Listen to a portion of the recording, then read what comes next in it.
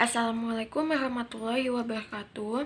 Saya Dini Rismawati dengan NPM 22130220043. Di sini akan menjelaskan tentang sistem pencernaan. Secara umum, proses pencernaan terdiri dari dua jenis, yaitu pencernaan mekanik dan juga kimiawi.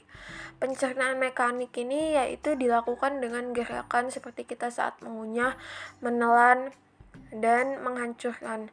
Nah, yang kedua ini proses pencernaan kimiawi, yaitu pencernaan makanan yang melibatkan enzim. Kemudian, mulut berfungsi sebagai tempat masuknya makanan dan dimulainya proses pencernaan. Di mulut ini terjadi pencernaan mekanik oleh gigi dan kimiawi oleh enzim amilase. Gigi menghancurkan makanan menjadi ukuran yang lebih kecil sehingga memudahkan enzim amilase bekerja.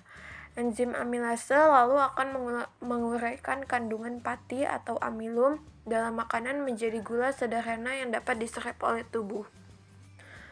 Selain itu juga di mulut ada lidah yang akan membantu untuk mengaduk makanan sehingga bisa bercampur dengan enzim amilase.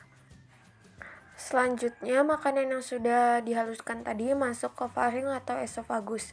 Nah, faring itu merupakan tenggorokan atau saluran pencernaan yang menghubungkan rongga mulut dengan kerongkongan atau esofagus. Nah, makanan yang ditelan dari mulut masuk melalui faring dan diteruskan ke kerongkongan. Pada dinding kerongkongan itu terjadi gerak peristaltik, yaitu gerakan meremas-remas yang mendorong makanan menuju lambung. Selanjutnya, makanan tadi itu yang sudah dihaluskan masuk ke lambung. Nah, di lambung ini terjadi pencernaan kimiawi, di mana makanan dicerna oleh enzim dan getah lambung yang dihasilkan oleh kelenjar dinding lambung. Getah lambung terdiri dari pepsin enzim yang berfungsi memecah protein menjadi pepton dan juga asam klorida yang berfungsi untuk membunuh kuman dan bakteri pada makanan dan mengaktifkan pepsinogen menjadi pepsin.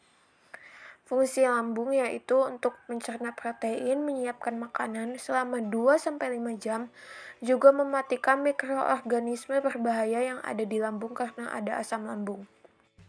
Setelah melalui pencernaan di lambung, makanan akan perlahan-lahan didorong masuk ke dalam usus halus.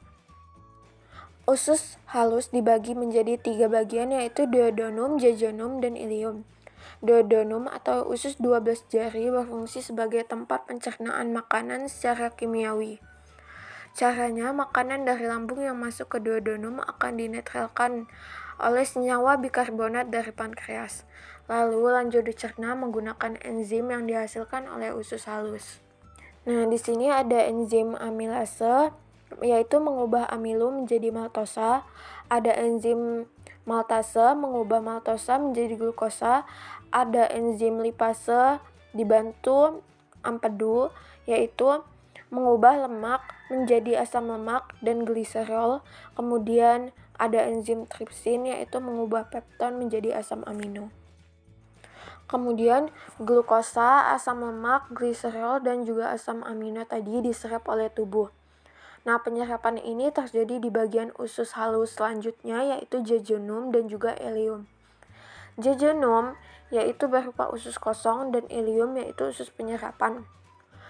Mereka ini sama-sama berfungsi sebagai tempat penyerapan sari makanan atau zat gizi sederhana tadi.